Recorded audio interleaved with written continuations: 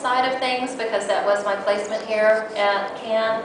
However, I would have to say that there is something very magical about the theater, and as far as being, especially in the premiere, when you're at a film in competition, there's nothing like it in the world.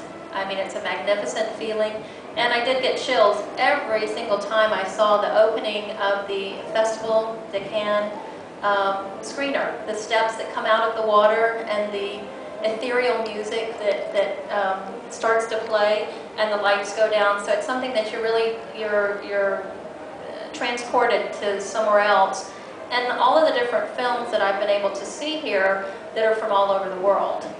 So regardless of what language it's being presented in, there's just something very magical about that side of offering such world-class world cinema to a vast audience, and many times before other people are going to have an opportunity to see it. So that's really been quite magical.